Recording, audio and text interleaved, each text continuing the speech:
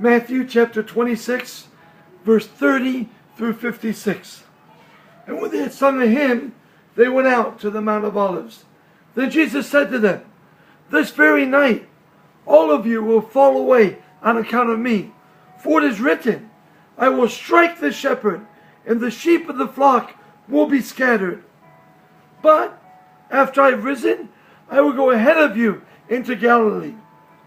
Peter answered, "Even if all fall away on account of you, I never will."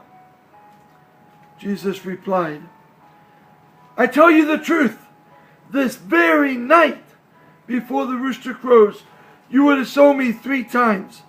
But Peter declared, "Even if I have to die with you, I will never disown you." And all the other disciples said the same. Then they went out to a place called Gethsemane, and Jesus said to them, "Sit here while I go over there and pray." He took Peter and the 2 sons of Zebedee with him, and he began to be sorrowful and troubled. Then he said to them, "My soul is overwhelmed with sorrow to the point of death. Stay here and keep watch with me." Going a little farther, he fell with his face to the ground and prayed, "My Father, if it is possible, may this cup be taken from me. Yet not as I will, but as you will." Then he returned to his disciples and found them sleeping. "Could you men not keep watch with me for 1 hour?" he asked Peter. "Watch and pray, so that you are not fallen into temptation. The spirit is willing, but the body is weak." He left them a second time and prayed, "My Father, if it is not possible for this cup to be taken away unless I drink it, may your will be done." Then he returned and again found them sleeping, because their eyes were heavy. So he went away once again and prayed a 3rd time, saying the same thing. When he came back to his disciples, he said to them, "Are you still sleeping and resting? Look, the hour is near, and the Son of Man is going to be betrayed into the hands of sinners. Rise, let us go. Here comes my betrayer." While he was still speaking, Judas, one of the 12, arrived.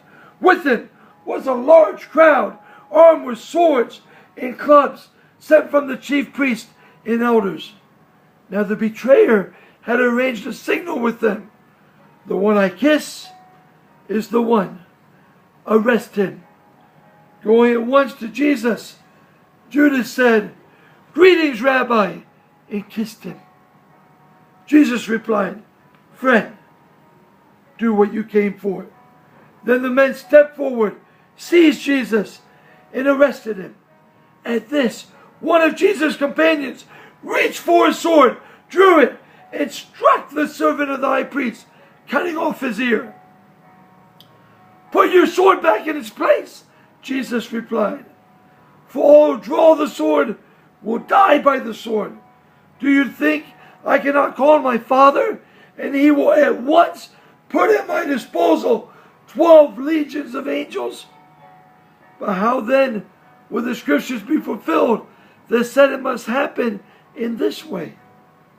Then Jesus said to the crowd, "Am I leading a rebellion, that you have come out with swords and clubs to capture me? Every day I sat with you in the temple courts teaching, and you did not arrest me. But all this has happened so that the writings of the scriptures would be fulfilled." Writing of the prophets would be fulfilled.